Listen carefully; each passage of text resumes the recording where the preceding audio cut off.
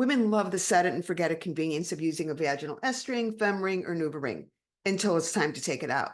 Some women just can't grasp hold of it, or their nails are so long that any attempt at removal is kind of dangerous. But then I discovered a great hack for women that either were frequent flyers to their gynecologist for ring removal or were routinely scratching the walls of their vagina in desperate attempts to get their ring out. And here it is.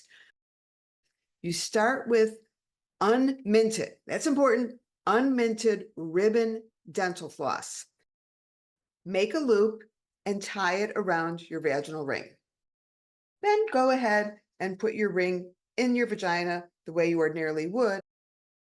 Take that loop of dental floss and tuck it inside, just like you used to do with your tampon string. And then you forget about it.